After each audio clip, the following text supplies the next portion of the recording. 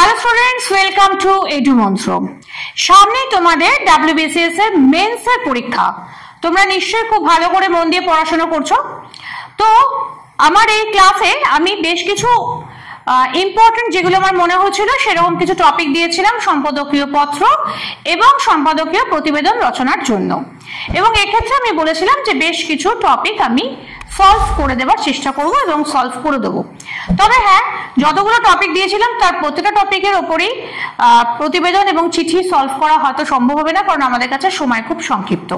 কিছু কিছু আমি টপিক তোমাদেরকে একটা করে নমুনা দেব, এটা বলেছিলাম, কিন্তু সেই রকমই আজকের ক্লাসে আমরা সেটা নিয়ে আলোচনা করব। তবে এই টপিকে যাওয়ার আগে বলে রাখি, সেটা হচ্ছে যে আমাদের WBCS 24 যারা ব্যাচের জন্য পড়াশোনা শুরু হয়ে গেছে, অ্যাডমিশন শুরু হয়ে গেছে, যারা ইন্টারেস্টেড, যারা ক্লাস করতে চাও তারা অবশ্যই আমাদের স্ক্রিনে দেওয়া নাম্বারে যোগাযোগ করো এবং এখানে এসে আমাদের অফিসিয়ালসরা আছে, তোমাদের হেল্প করবেন।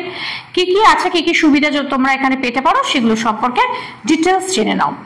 নেক্সটলি সেটা হচ্ছে, দেখো আমাদের এখানে কিছু কোশ্চেন্স আছে এবং তোমরা এখানে দেখে নাও যে তোমাদের কি কি সুবিধা আছে। যে যে সুবিধাগুলো তোমরা এখানে পেতে পারো তার ইন ডিটেলস আলোচনা এখানে দেওয়া রয়েছে। চলো এবারে আমরা নেক্সট চলে যাই আমাদের ক্লাসে।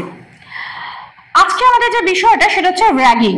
তোমরা নিশ্চয়ই সবাই জানো, রিসেন্ট একটা ঘটনা ঘটে গেছে একটি প্রতিষ্ঠা বিশ্ববিদ্যালয়, যেখানে র্যাগিংকে কেন্দ্র করে একটা সারা পৃথিবী জোড়া একটা বিশাল বড় একটা আন্দোলন শুরু হয়েছে। এবং শুধু এখানে নয়, বহু ইঞ্জিনিয়ারিং, মেডিকেল বা এরকম ধরনের বিশ্ববিদ্যালয় বা এই ধরনের ইনস্টিটিউটে র্যাগিং এর ঘটনা নতুন নয়। এবং র্যাগিং কি এবং তার ছাত্রছাত্রীদের ক্ষেত্রে এক্ষেত্রে সুরক্ষার কি ব্যবস্থাপনা আছে সেই নিয়ে কিন্তু গোটা শিক্ষা সমাজ এখন প্রশ্নের মুখোমুখি। তাই আজকে আমাদের টপিক সেটা হচ্ছে যে র্যাগিং ও ছাত্রছাত্রী সুরক্ষা।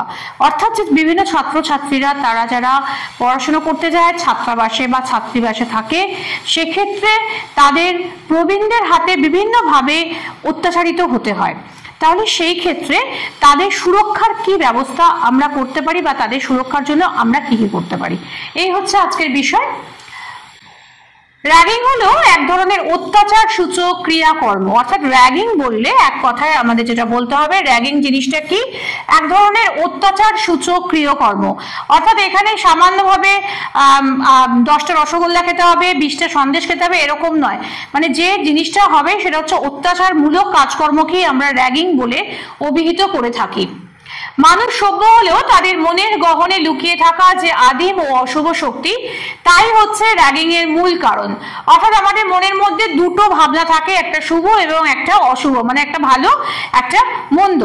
তাহলে যে জিনিসগুলো ভালো এবং মন্দ, এই মন্দ ব্যাপারটা যখন অনেক বেশি বাইরে বেরিয়ে আসে তখনই কিন্তু তা র্যাগিং এর রূপ নিয়ে থাকে।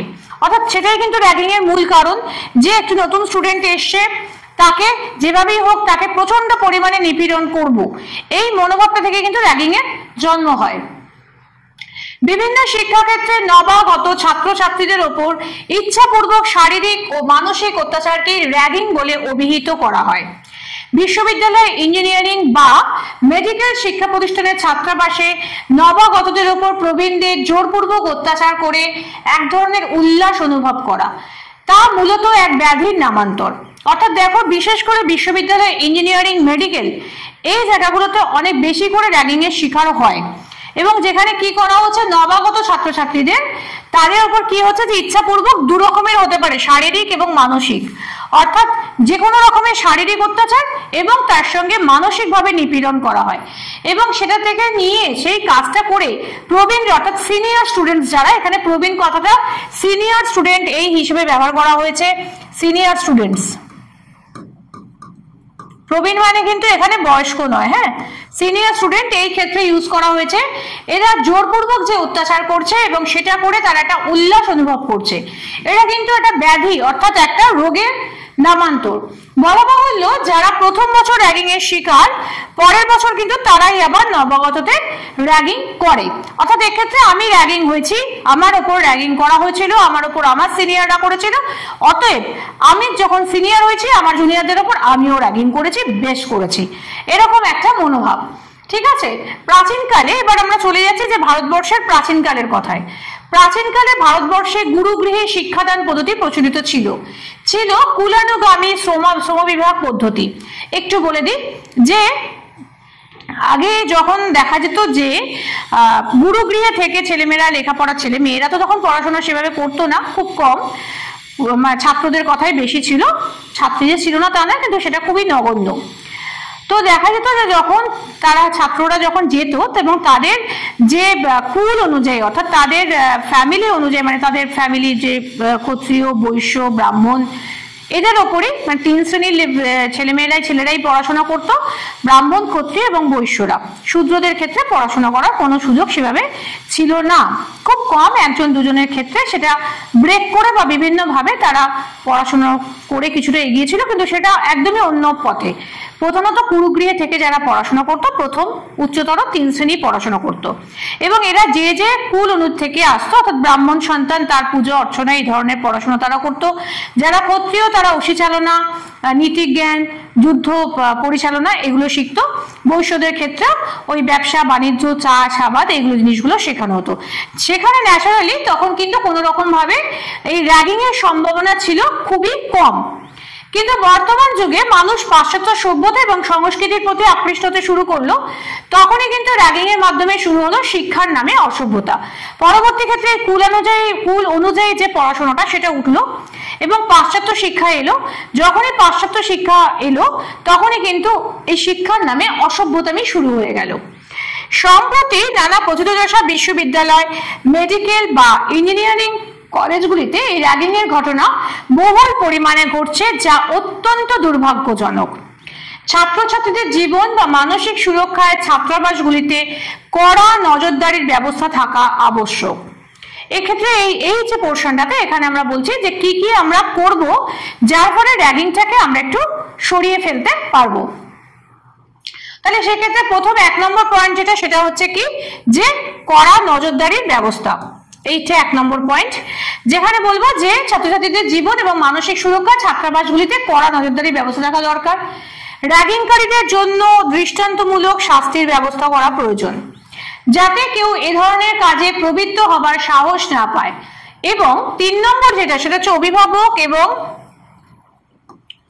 শিক্ষা প্রতিষ্ঠানের কর্ণধার ও শিক্ষক শিক্ষিকাদের উচিত ছাত্রছাত্রীদের কাউন্সেলিং এর ব্যবস্থা করা। অর্থাৎ তুমি হয়েছো তা বলে তুমি পরের জনকে করবে এটা নয়। অর্থাৎ আমি কি করব, যে আমি যেহেতু হয়েছিলাম, আমার সমস্যা হয়েছিল, আমি দেখব যাতে আমাদের পরবর্তী জেনারেশন আমাদের মতো সমস্যায় না পড়ে। তা না করে আমি হয়েছি অথবা আমিও পরের জনকে করবো, ব্যাপারটা তা কিন্তু যেন না হয়। অর্থাৎ সেটাই কিন্তু আমাদের কাউন্সেলিং এর মাধ্যমে সেই বিষয়টা ছাত্রছাত্রীদের মাথায় বোঝাতে হবে, যাতে তারা এই ধরনের বিকৃত মানসিকতা থেকে দূরে থাকে। সচেতন নাগরিক মণ্ডলী ও সরকারকে যুগ্মভাবে এর প্রতিকারে এগিয়ে আসতে হবে। কিছু আইন করে, নিয়ম করে কখনোই কিন্তু এই বিষয়টাকে বন্ধ করা যাবে না। তার জন্য আমাদের সচেতনতাটা একান্তই প্রয়োজন। অতএব আমাদের সচেতন যদি আমরা হতে পারি এবং সরকারি যদি কোনো নিয়ম থাকে, তবেই কিন্তু আমরা এই বিষয়ে কার্যকরী ভূমিকা নিতে পারবো। এই ছিল আজকে আমাদের প্রতিবেদনের বিষয়। আমার ভিডিও তোমাদের ভালো লাগলে অবশ্যই লাইক করো, বন্ধুদের মাঝখানে শেয়ার করো, এবং যে কোনো প্রশ্ন থাকলে অবশ্যই স্ক্রিনে দেওয়া নাম্বারে কমেন্ট করো বা পার্সোনালি হোয়াটসঅ্যাপ গ্রুপে পাঠাতে পারো কোনো লেখা লিখে। সেক্ষেত্রে আমরা চেষ্টা করব তোমাদের গাইডলাইন দেবার। আর অবশ্যই আরো এই ধরনের ভিডিও পাওয়ার জন্য তোমরা এডুমন্ত্র চ্যানেলটিকে সাবস্ক্রাইব করো, পাশের বেল আইকনটি টিপে দাও, যাতে যে কোনো ভিডিও এলে তোমাদের কাছে প্রথম পৌঁছয়। আজকের জন্য এইটুকুনি, ফিরে আসবো খুব শিগগিরই অন্য কোনো বিষয়ের ক্লাস নিয়ে।